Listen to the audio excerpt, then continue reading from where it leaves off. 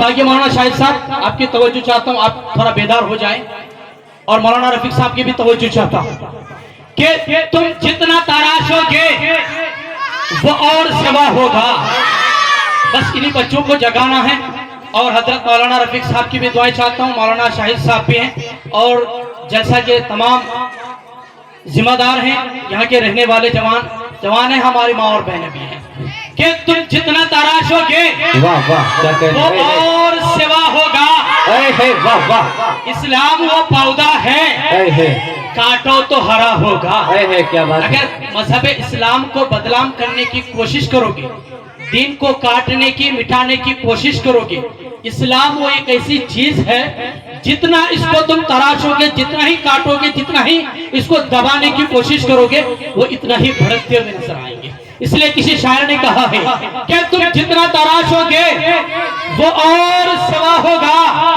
इस्लाम वो पौधा है, काटो तो हरा होगा। और हम मर्द मुजाहिद हैं, मरने से नहीं डरते। हम मर्द मुजाहिद हैं, मरने से नहीं डरते। तलवार के साए में हर हम मर्द मुजाहिद हैं, मरने से नहीं डरते। तलवार के साए में हर सजदा अदा होगा। फिरऔन तो समझता था, मौलाना शाहिद साहब, फिरऔन तो समझता था। ये शेर यहाँ के कमेटियों की, यहाँ के जिम्मेदार जो हैं उनके नजरिए शेयर करता हूँ। आप लोग बड़ी खामोशी इख्तियार करते हैं, बड़ी खामोशी के साथ खड़े हैं। माशाअल्लाह, अल्लाह आपको सलामत रखे, अल्लाह आपके आने को कबूल अता फरमाए।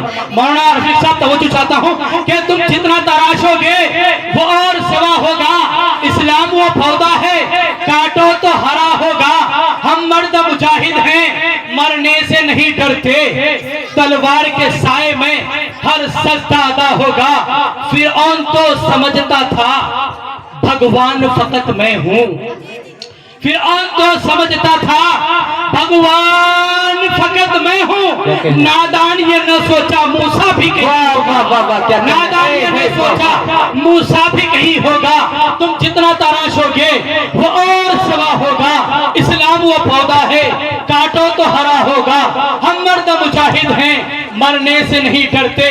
तलवार के साए में हर सजदा अदा होगा। लग रहा है डायटन वालों को, मौलाना शाहिद साहब माशाल्लाह, डायटन वालों को बहुत देर में समझ में आता है।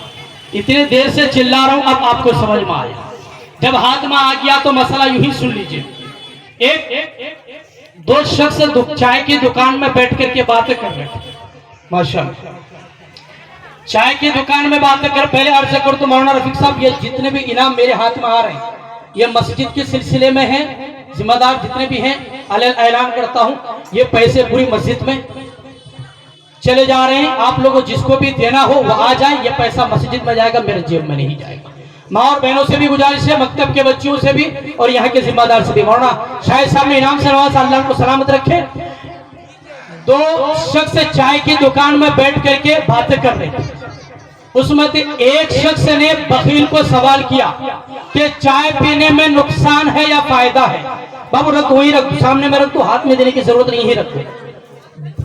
बखील को सवाल किया कि चाय पीने में नुकसान है या फायदा है, तो बखील ने कहा दोनों है, फायदा भी है तो नुकसान भी है।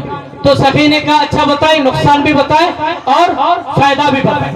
तो बखील ने कहा कि अगर कोई पिला दे तो फायदा है, अगर किसी को पिलाना पड़े तो नुकसान।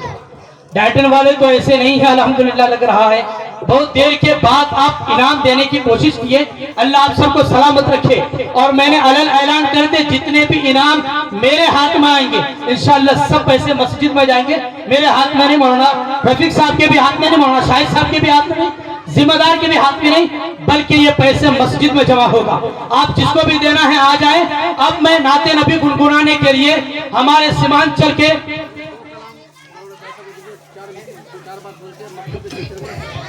अच्छा, मैं शायर इस्लाम, शायर सीमांचल, हाफिज मुबश्शिर तक गुजारिश करता हूँ। माशाअल्लाह, अल्लाह इन बच्चे को हाफिज कुरान बनाए, आमीन। रख दो बाबू, ये रख दो, जितना आ रहा सब पैसा यहाँ रख दो।